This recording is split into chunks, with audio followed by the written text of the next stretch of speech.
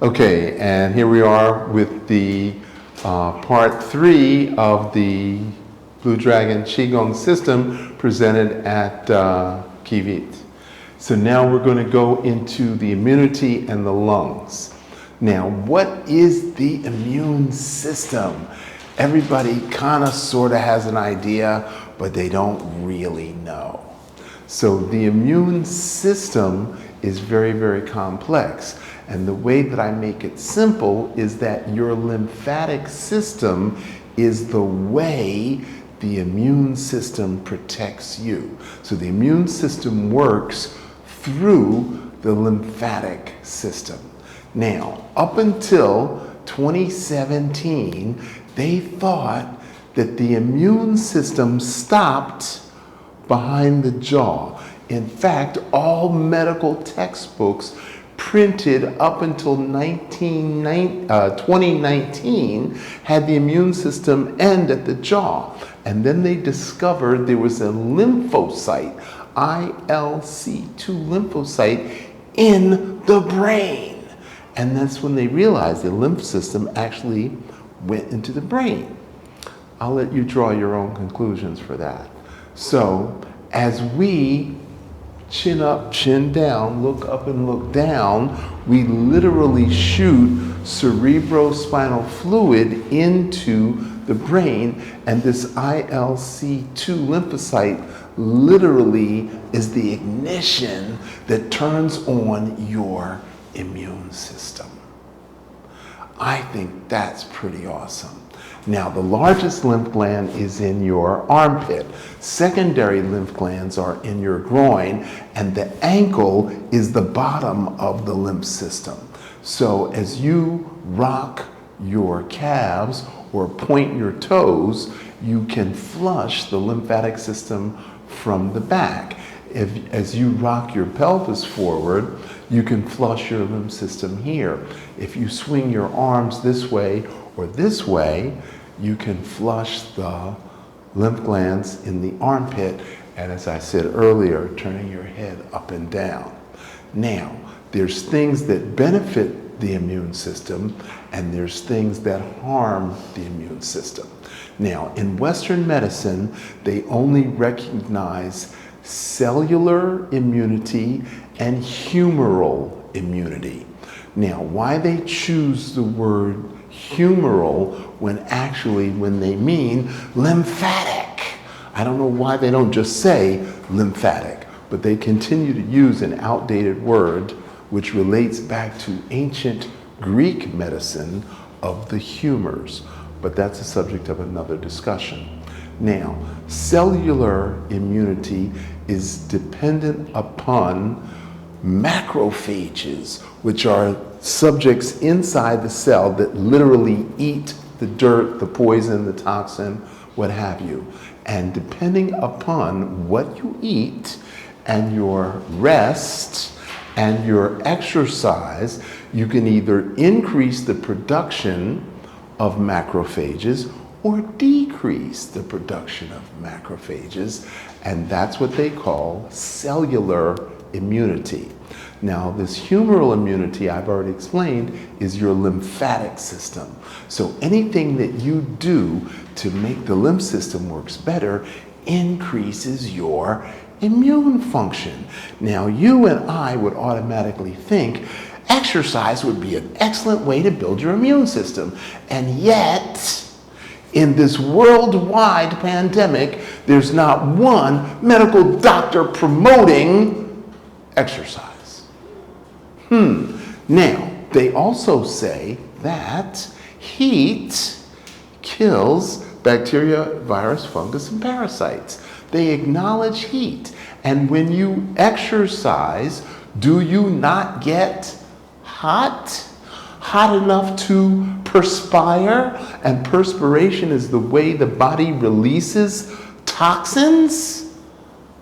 Wow. So exercise creates internal heat. Again, not mentioned by the medical system. Thirdly, exercise increases the flow of not only blood oxygen, and nutrients, but also interstitial fluid. Now, we all know that the body is 71% water. Everybody's heard that at least once. The issue is, up until 2018, they didn't know that the interstitial fluid was responsible for all the fluids in the body, that it was part of the immune system, and that it ran the neuroendocrine system, and it also runs the fascia, which is the flesh, the fat, the muscles, the tendons. I think that's pretty amazing that they are just recognizing interstitial fluid as being responsible for how the body functions. Again, I'll let you draw your own conclusions. So the issue for us today is, what can we do to build our immune systems? So the logical conclusion for you is, I need to exercise enough to perspire. Now, what's the easiest way to exercise is walking up and down steps. Step walking is the easiest way. The second easiest way is swimming. Now, if you live next to a pool or the ocean, that's really easy. But a lot of people live inland. They don't have access to the ocean, lakes, rivers, or pools. So therefore, they have to do dancing. Dancing is the next easiest way. And if you don't have access to music and you don't have an internal rhythm, then your default is going to be Qigong. And that's why you're all here, to learn Qigong, to build your immune system. Now, February of 2020, they discovered that when you exercise 20 minutes a day on a regular basis, your body manufactures SOD, superoxide dismutase, which is an enzyme that turns on the immune system in each individual organ. 20 minutes a day. They just discovered this. University of Virginia Medical School discovered that regular, consistent exercise turns on the immune system in each individual organ. That completely blows my mind. I'm on an email list of scientific researchers, so when the latest info comes out, I get it instantly. And yet, none of this gets translated down to the CDC or the NIH, or let alone anybody, or the World Health Organization. Whoa, come on, really? Why you're here, and that's why I'm here, to transmit how easy it is to build your immune system. Now, the Chinese say that the lungs are the most fragile organ. Now, what is fragility? Fragility means that if the temperature increases 7 degrees Fahrenheit, or increases or decreases 7 degrees Fahrenheit, you got to figure out centigrade for me for that one. It weakens your immune system. A shift in temperature weakens your immune system. Well, what if you lived in Alaska, where the temperature is normally 20 degrees? Well, you acclimatize to that.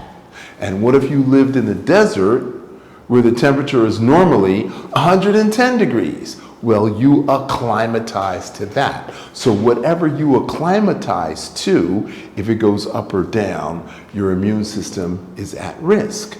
So how do you reverse these temperature changes, or more likely, how do you adapt to the temperature changes? By staying a long period of time in one place.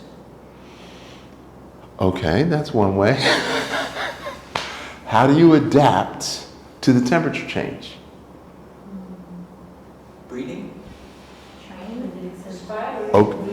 Okay, so what does breathing do? It manages the temperature inside the body to fit the outside. What about exercising? Wouldn't that be the easiest way? Exercise would be the easiest way to create adaptability to the temperature change. Okay? Now, breathing exercises. So, tell me one breathing exercise you already know from yoga. Narishura, like this one. Okay, we call that pranayama. Okay, you tell me one exercise you already know. There was one that we learned a couple of weeks ago about the LSD and lungs, slow, deep breathing. Okay, that's another one. And I practice doing half too. Okay, tell me one exercise you already know. Sudashakriya. Okay, show me, tell me. Yes, the whole process. It's a what? It's a whole routine. It's a routine, okay. Tell me one breathing exercise you already know. It's the one where you stick your tongue out like a lion. And you lie, it's a natural. The lion breath, okay. I know one breathing exercise. You know one? Yeah, it's like a circular breathing. Reverse, they call it. Reverse breathing or circular breathing. Circular You don't breathing. stop. There's like continuous, It's like kind of hyperventilating. Very interesting. Okay, tell me one breathing exercise you already know. Inhale, exhale, inhale, exhale. Excellent. So you already know a breathing exercise. The question is, how often do you do it? Never. I learned it and then I promptly forgot it. We just learned cobra breath. Remember? No. Cobra breath. This one said cobra breath. I taught you the cobra breath this morning. Yeah, but we still need to practice it. I haven't practiced it yet. Okay, so all of those breathing exercises are excellent. I teach 8 different breathing exercises. Today we're only going to do 4, and you already know the first one. Inhale, exhale, 16 times, and then you reverse inhale, exhale, 16 times. I call it pranayama, you call it, Narishura. say it again? Narishura. Nadi Shodhana. And what do you call it? Narishura. Oh, okay. Okay. So, why is that one important? Don't answer. I'm going to tell you. Because you breathe out of both nostrils for 4 hours. And then you breathe out of one nostril for 2 hours. Then both for 4 and 1 for 2. And both for 4 and 1 for 2. And you've lived at least 30 years and you never knew that. You never knew that your body automatically goes back and forth. Now, why does your body do that? Because it wants to create negative ions. What are negative ions? They are things that take the dirt out of the air. And that's why you have 2 nostrils, and that's why you don't breathe directly into the lungs. The air goes up to the pituitary gland that analyzes the air, and then it sends it into the lungs. Now, have you heard the expression, something doesn't smell right? The air, there's something, the air doesn't, I don't get it. Okay? So colloquially, we have an ear for something about the air quality. This smells fishy. That stinks. Okay? So we kind of sort of know, but not really. And that is why we have to pay attention to our breathing. Now, we have maxillary sinus, nasal sinus, and frontal sinus. So we have 6 sinuses. The body naturally produces mucus to entrap and expel dirt, dust, mold, mildew, bacteria, virus. That's what it's for. But When we're in a pressurized environment, then the sinuses get clogged and they cannot drain properly. And so we get post-nasal drip, which does what to our immune systems? It threatens our immune systems. So what we want to do is do these exercises to increase our adaptability to uncertain circumstances of weather, which could be heat, could be cold, could be damp, could be dry, okay? Or it could be wind, cold, damp, wind, dry, heat. It could be any multiplicity of those internal conditions. And so since the lungs are fragile, any external condition can weaken the immune system in the lungs. Now, if we stress our lungs through running, biking, skating, skiing, swimming, dancing, jumping, climbing, we increase the amount of macrophages. Because the body says, he doesn't know what he's doing. We better get some more macrophages in there to help him out, because he's putting a lot of dirt in here. So there's something called distress that we just call stress. And there's something called eustress, EU stress, which is good stress. So exercise is eustress. Running, eustress. Long distance, eustress. Water skiing. Have you ever been water skiing? Me? You? No? Windsurfing, kite surfing? Both. Okay, that's eustress, because that's stressful. Yes, it's stressful. I've seen them. Fighting with the wind. Sometimes it's also relaxing. Sometimes. The first exercise I'm going to teach you is you're going to inhale on 5 and exhale on 10. Okay? Now, you could go by your heartbeat, you could go by a watch, or you could go by your internal clock. Inhale, 1, 2, 3, 4, 5, hold it, and then exhale. 1, 2, 3, 4, 5, 6, 7, 8, 9, 10. And then inhale.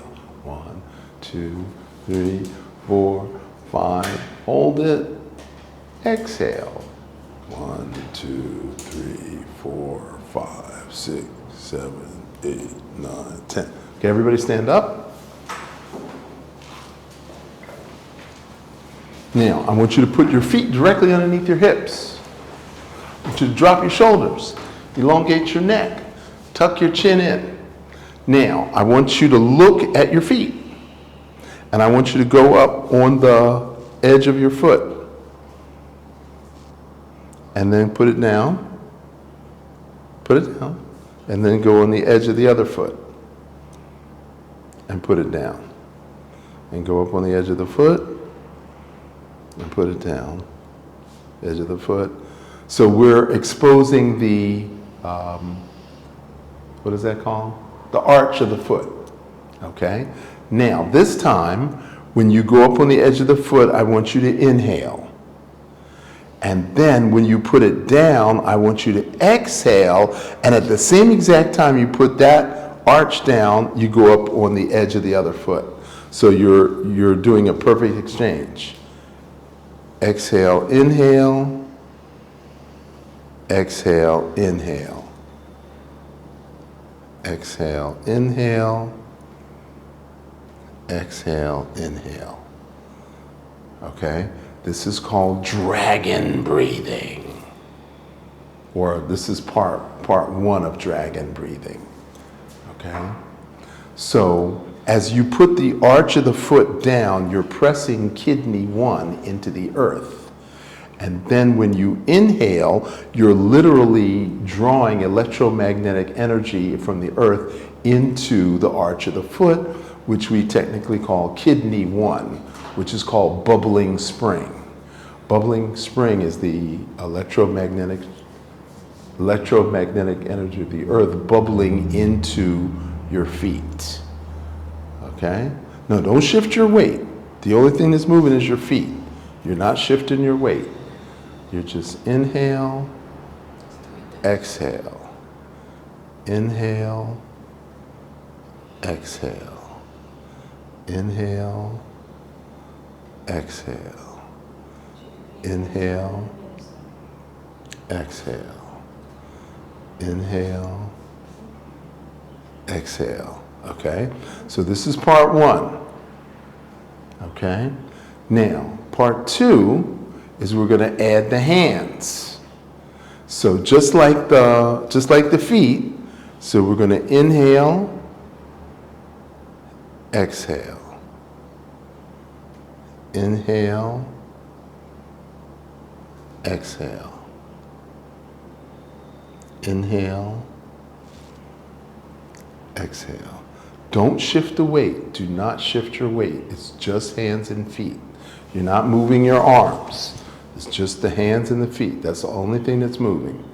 Inhale, exhale. Inhale, exhale. Inhale, exhale. Inhale, exhale. There we go. I think mostly everybody's got it. Exhale. Inhale. Exhale. Okay. That's part 2. Now, part 3, dragon breath is holding the breath in. So you're going to hold the breath in. You're going to breathe in. And then you're going to hold the breath in. And then you're going to exhale twice as long as the inhale. So you're going to inhale on a count of 5. And then you're going to exhale on a count of 10.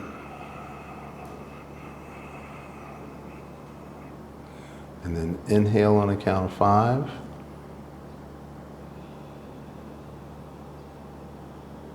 And then exhale on a count of 10.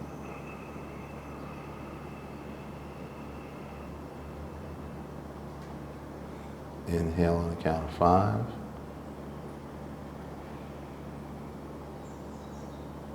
Exhale on a count of 10. Now you may notice a lot of things going on. Don't stop. Just keep doing what you're doing. I'm just going to keep talking.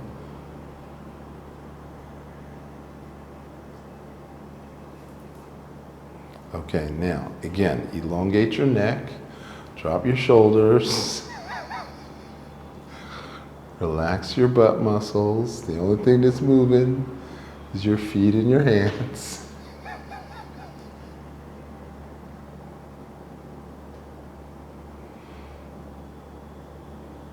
This is dragon breathing. This is something I only teach to my advanced students. And since Sophie's my advanced student, this is actually just for her. But you're the beneficiary of it.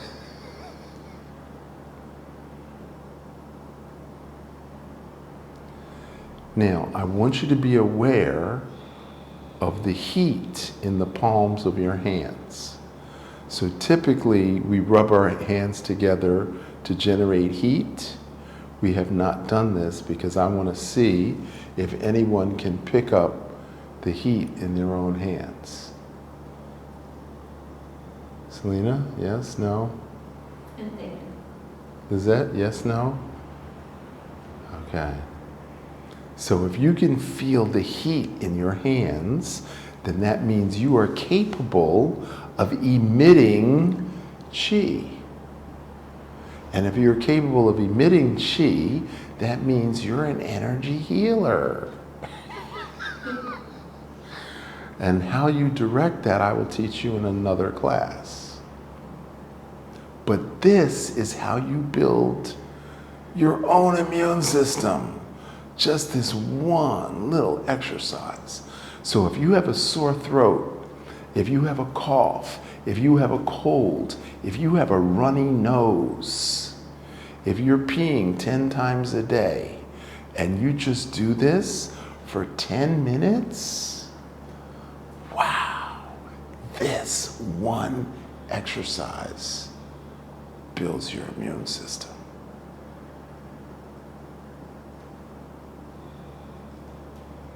Because you are working through your lymphatics. Because when you press down the arch on one side, you're squeezing the lymph system and you're expanding it on the side where you're on the edge of the foot.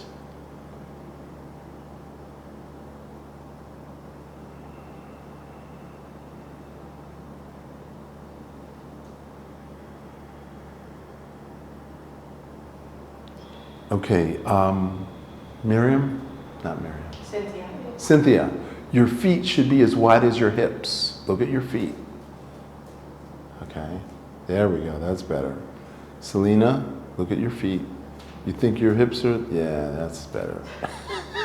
She's very tiny.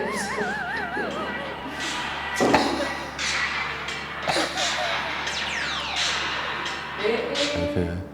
I'm so sorry. Okay. So is this part of the Zineng Qigong? Because I see the Zineng Qigong teachers doing this constantly in licensed hospitals. I have not studied Jineng Qigong, so I wouldn't know. But this is definitely Blue Dragon. So for your benefit, as when you're doing this, you're exhaling. And you're pressing down with this foot, and you're pushing with the same hand, and you're emitting chi. So you're exhaling and emitting chi. That's what that is. So, but you're emitting chi into the air. When you do this, you're putting chi back into yourself. And there's no loss. And that's why this is self-healing. Okay, because you're emitting chi into your own hands.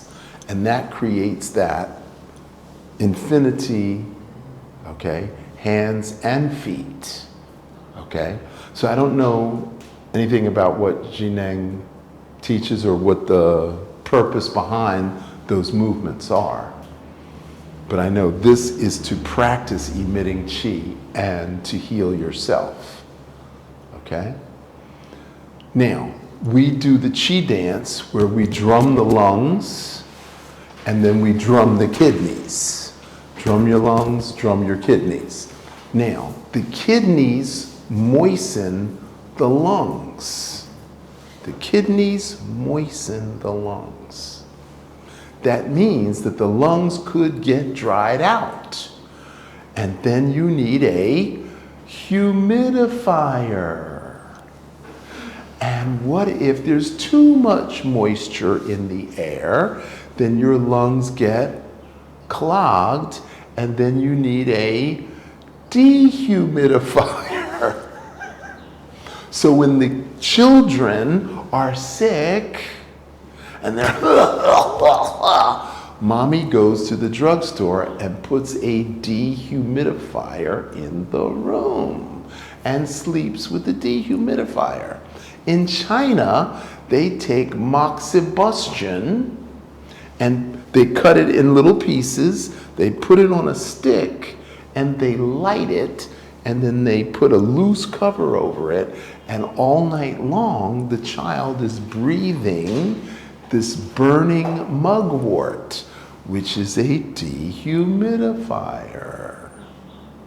And the Indians in Central and South America, when the weather was cold and damp, they would take tobacco, roll it into a cigar, and they would smoke tobacco.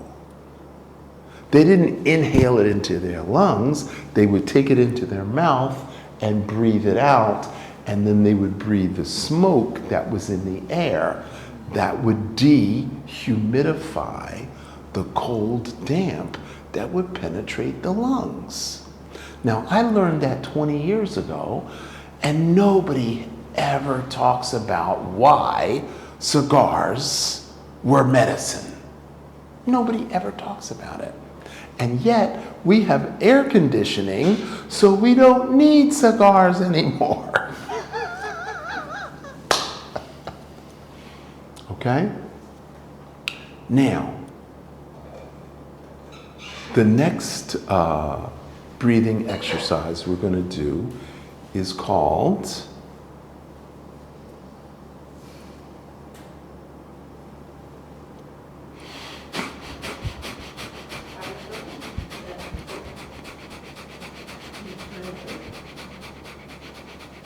some people call it fire breath, some people call it long breath, some people call it slow breath. It has a lot of different names.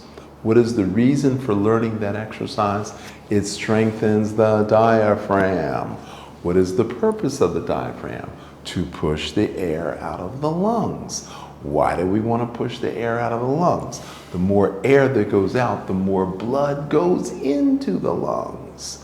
Why do we want more blood into the lungs? Because it purifies the blood. The only way to purify your blood is through breathing. Now, did you know that when you were 12? Did you know that when you were 12? Did you know that? No, exactly.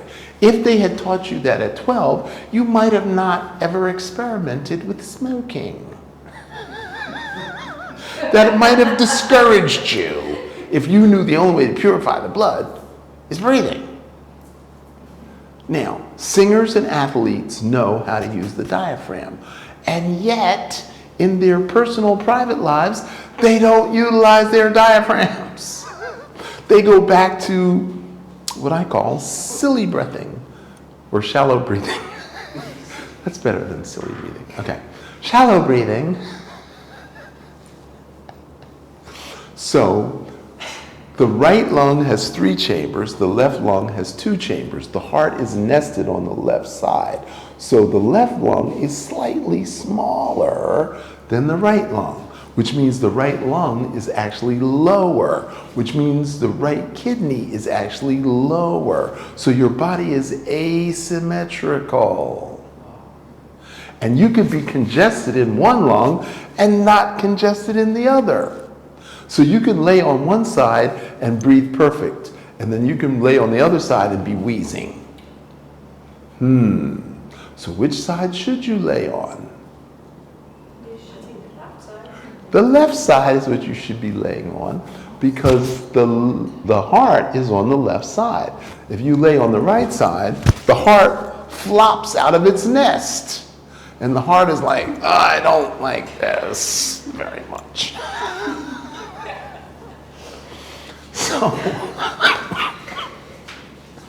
So if you want to lay on your left side, you have to use a pillow, because if you don't, your neck is out of alignment.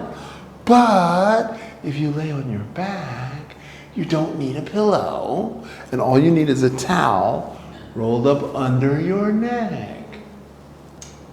And that puts your spine in alignment.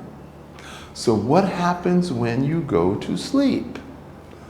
The heart rate slows down, which automatically means the lungs slow down, which automatically means the muscles relax, which automatically means your spine elongates because you don't have the gravity compression, and then your brain wave slows down. Now, you've been going to sleep every day for 53 years. You've been going to sleep every day for 42 years, right? And yet you didn't know any of those things happened. How come? How come our innate intelligence didn't say, Heart rate, slow down, check. Lungs, slow down, check. Muscles, relax, check. Smile, check. Brain rate. How come we didn't know that? It's unconscious. It's involuntary. It's involuntary. But somebody still should have told you. And if you'd known it at 12, then I would be able to teach you how to do all of those things while you're still awake. And that one thing is called meditation. So if I teach you the Dr. Love method of meditation, you can slow your heart, slow your lungs, relax the muscles, decompress the spine, and slow your brain waves down. Now, I'm sure you took a meditation course once or twice. No? I'm sure you took a meditation course. Did you take a meditation course? Yeah. Did you learn any of those things? Kind of, sort of, but not really. But you didn't practice. Okay. Meditation. You do? Yes. Then why are you sitting with your legs crossed? They can write that. You can write. You can write without crossing your legs. Like this. Yes. Or you could sit on the edge of the chair. I mean to pick on you. I mean, I don't mean to pick on you. But the point is, when you cross your legs, you cut off the femoral artery blood flow to your legs, which then does what to your pelvis? It doesn't allow the cerebrospinal fluid to go up to the brain. Okay? Thank you for that. Thank you for that. Thank you for that. Okay. So,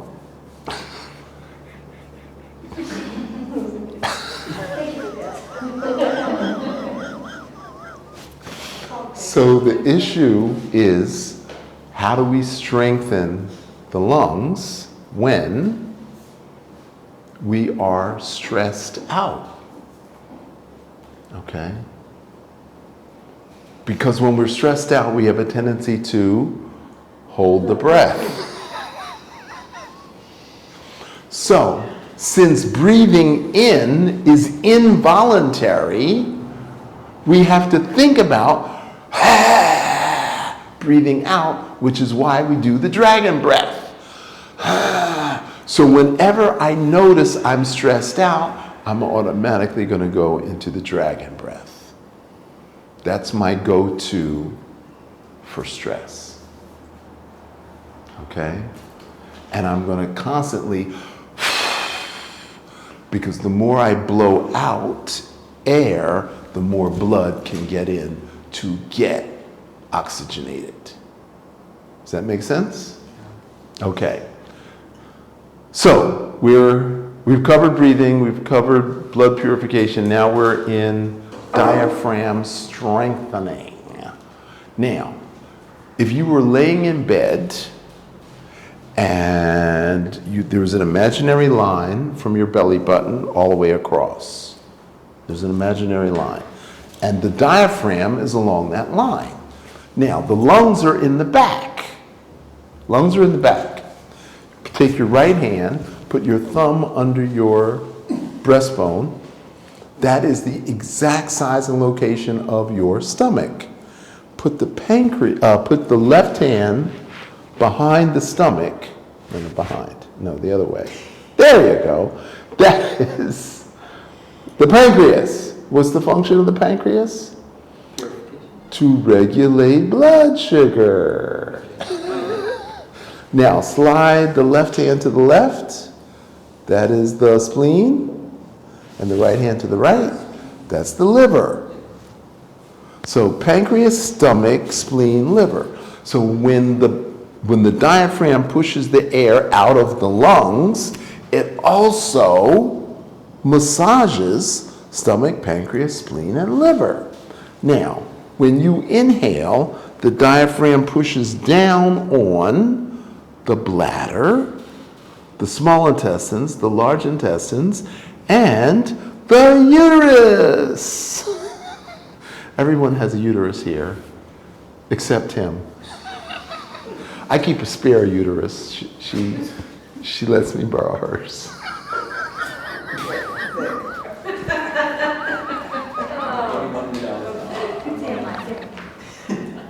So So when you breathe in, it pushes down. When you breathe out, it pushes up. So the diaphragm is massaging all of your internal organs. Now, we already said that 20 minutes a day of exercise does what? SOD, turns on the immune system in each organ. And if you just do the breathing exercises, then you're massaging the internal organs. Make sense? How come we didn't learn this when we were 12, 13, 14 years old? How come they didn't teach us that in school? They also didn't know. They knew. They knew that 75 years ago. Anyway, the point of the matter is, now we know. And the reason why I asked you about what breathing exercises you knew is because you don't practice what you already know. So now that I have your numbers, I got your number, I'm going to bug you until you do it every day. So I go to this meditation place, Nichiren Shoshu Buddhism, and there's a woman teaching meditation. And so I'm interested in her, and she says, look, it's just meditation. Don't even think about me. And so after 3 trips to the meditation, I was like, okay, I'm not going to get anywhere with her, so forget it. She called me every day for 10 days. Did you meditate? Did you meditate? On the 5th day, I said, stop calling me. I'm not going to meditate. I never want to see you again. She called me 5 more days. Did you meditate today? On the 10th day, I was like, okay, I'm going to meditate. If I meditate, will you stop calling me? I meditated, and I had the most perfect day ever. I stepped out of my house, the bus was there. I got off the bus, the subway was there. I got to work 15 minutes early. My boss gave me a compliment, took me out to lunch. I was like, wow. 3 days in a row, I meditated. The 4th day, I said, that's just a coincidence. I'm not going to meditate today. I go out, the bus never shows up. I take the subway, I come out of the subway, it's raining cats and dogs. I'm a half hour late to work, my boss yells at me and makes me stay late. I'm like, it's gotta be a coincidence. So the next day I meditate, again a perfect day. 3 days later, I don't meditate, horrible day. And after 3 months of experimenting between meditating and not meditating, I'm like, you gotta meditate every day. You gotta meditate every day. It's not a hit or miss. You gotta do it every day, okay? So when you are meditating, so you're the only one who took a meditation class? Nobody else took a class? You took a meditation class? Okay. Did they stress posture? Oh yeah. Okay, and what was the posture they told you? Spine is erect. Did they tell you that too? Cynthia? Yes. Okay, so why is your spine not erect?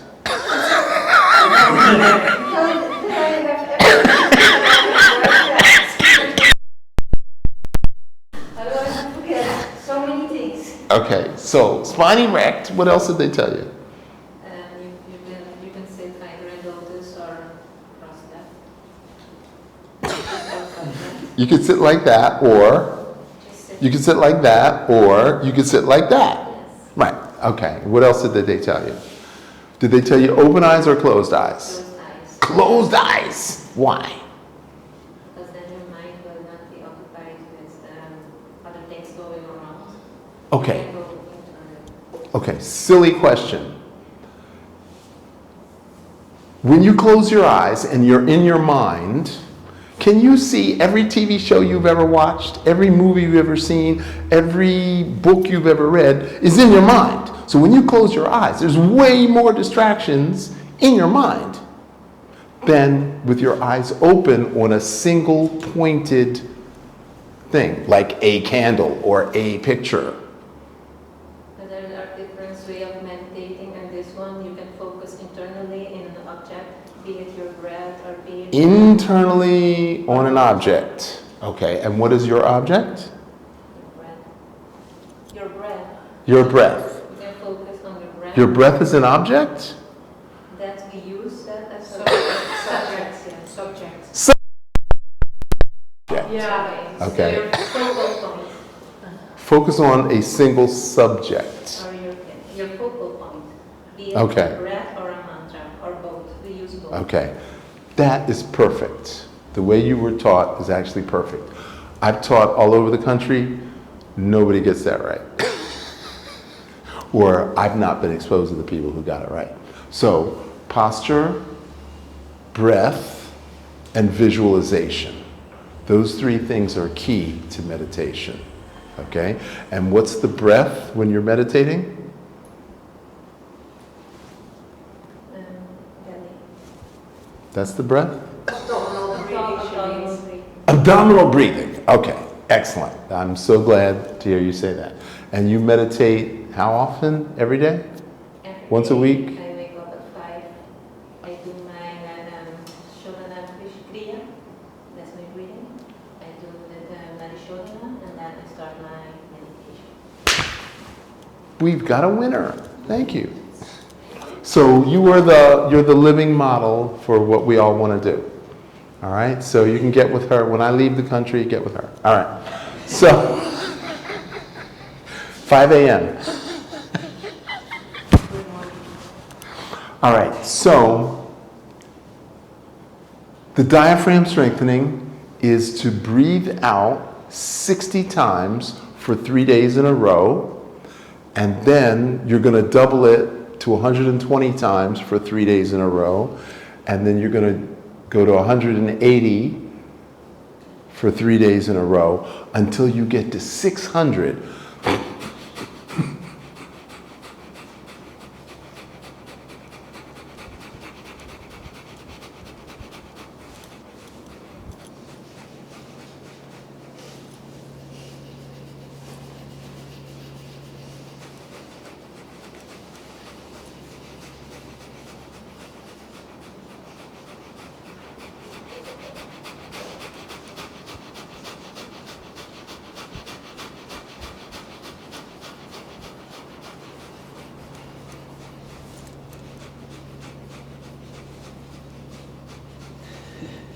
You're laughing, you're not breathing.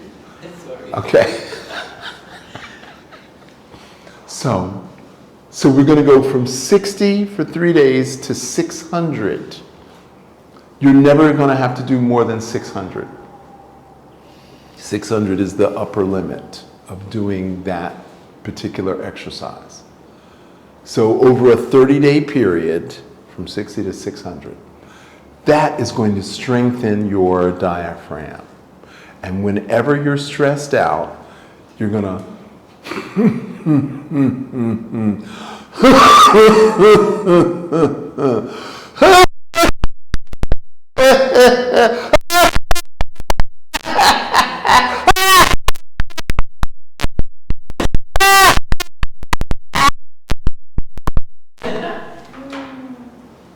Are you serious? I'm serious. So You start like coughing. you start like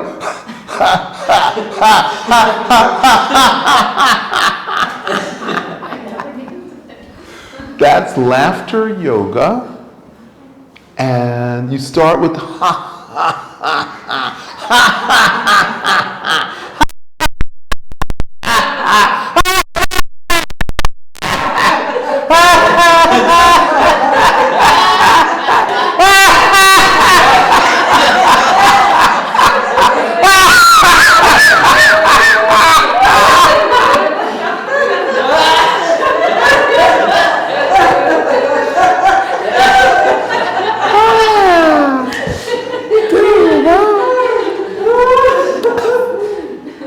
So that laughter strengthens the diaphragm and puts you in a positive frame, which automatically turns on your immune system.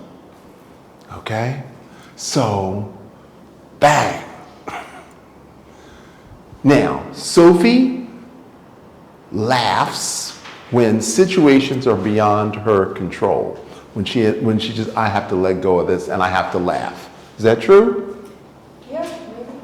Pretty much, right? Do I do the same thing? All the time. All the time. All the time, okay? We're going to take a little break right now, and when we come back, we're going to do some chi dance for the lungs. So then we're going to remove the chairs this time? We're going to